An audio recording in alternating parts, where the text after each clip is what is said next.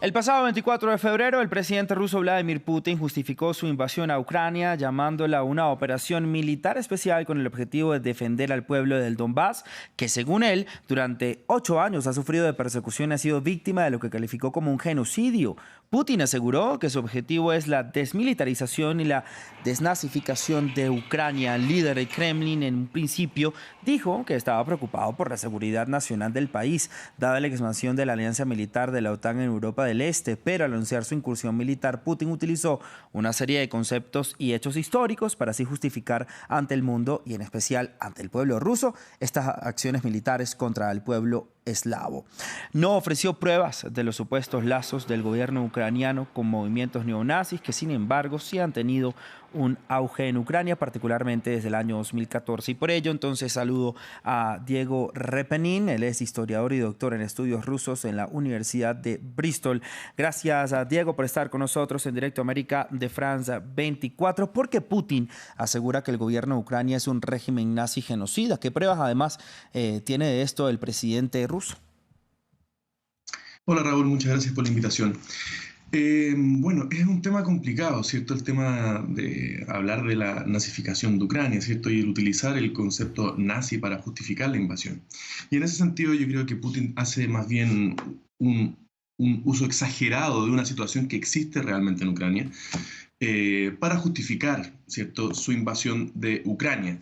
Eh, este tipo de declaración, ¿cierto?, va también en la línea de las declaraciones que tienen que ver con todo el pasado histórico y los usos de la memoria y los usos de la historia que han existido para justificar las acciones en el plano diplomático. Pero claro, eso no significa que efectivamente existan grupos de ultraderecha, nacionalistas, ¿cierto? Y que han tenido cierta influencia en el desarrollo de las acciones que el gobierno ucraniano ha tomado desde Euromaidán en adelante. Y a eso entonces me quiero referir. ¿Qué rol tuvieron estos grupos en la revolución del Maidán? ¿Es correcto llamarlo un neonazismo? Eh, Podríamos decir que podría ser correcto que hay un neonazismo y segundo, yo creo que hay que tomar en cuenta que esto no es nuevo en Europa, ¿cierto? Tenemos que tomar en cuenta que en Alemania misma existe el grupo AfD, Alternative für Deutschland, que es un grupo de una raigambre neonazi, ¿cierto? Existe en España el grupo Vox, que también podríamos identificar como un grupo que tiene vinculaciones con este tipo de ideología, ¿cierto? En Italia la Lega, el Movimiento Cinco Estrellas, Víctor Orbán mismo en Hungría con Fidesz, ¿cierto? Francia con Eric Zemmour y Marine Le Pen. Entonces, claro, hablar de neonazismo en Europa es algo que podríamos decir no es nuevo, ¿cierto? Y Claro. en el caso de Ucrania también existe. Y existe por la razón, o uno podría decir, ¿cierto?, que tiene que ver con el proceso de creación de identidad nacional después de la caída de la Unión Soviética en la década de los 90.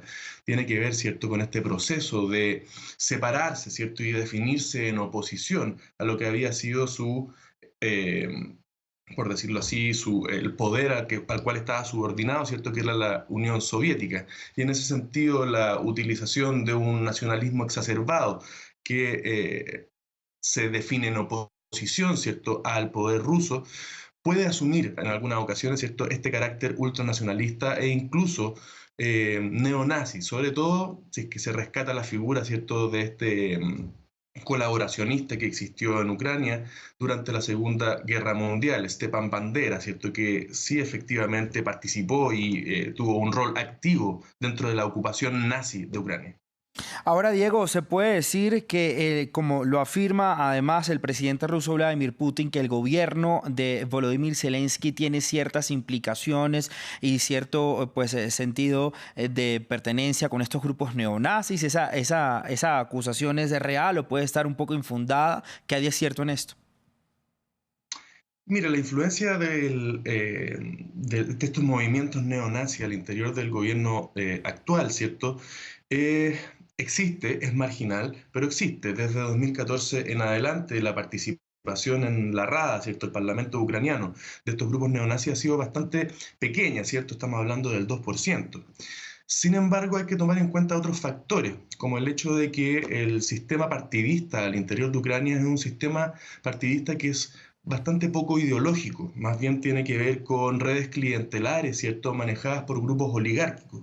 Entonces, la constitución y el reforzamiento de estos movimientos neonazis al interior del sistema partidista ucraniano ha tenido el efecto de constituirse y de entregar y hacer ingresar al interior del sistema partidista un grupo que está ideologizado, ¿cierto? Sí. Y un grupo ideologizado al interior de un sistema partidista que está principalmente organizado a través de partidos políticos que son más bien máquinas electorales que están manejadas a través de estas redes clientelares, tiene un efecto, puesto que en el fondo son los únicos capaces de otorgar una línea de acción políticamente identificable. Entonces, pese a su marginalidad en términos numéricos, ¿cierto?, sí han logrado establecer una agenda al interior de Sí. Ucrania a partir de 2014 en adelante. Diego, muy rápidamente, porque no quiero que se me quede esto por fuera al término de nuestra conversación. Comparemos entonces la retórica de los discursos de Zelensky y Vladimir Putin, porque recordemos también que los ucranianos comparan, como lo estábamos viendo con nuestra compañera Rosa Pérez Masdeu, a Vladimir Putin con Hitler. Entonces, ¿cuál ha sido esa retórica como puntos de comparación y cuál ha sido la que más ha calado, digamos, en el ámbito internacional? Rápidamente, Diego.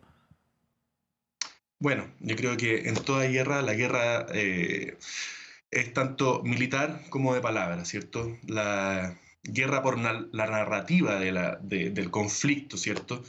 Siempre toma un lugar importante en la forma en cómo esto se presenta a la opinión pública, sobre todo en un siglo en que la opinión pública tiene un rol bastante grande que jugar dentro de un conflicto. Entonces, el nombrar, ¿cierto?, a Putin como un Hitler tiene el efecto, ¿cierto?, justificatorio para generar una opinión pública Claro. contraria a lo que está haciendo Rusia. Lo mismo que hace Rusia al hablar de la desnazificación de Ucrania. En ese sentido, yo creo que es parte, ¿cierto?, de esta guerra de palabras que es inevitable que Sí. ocurra.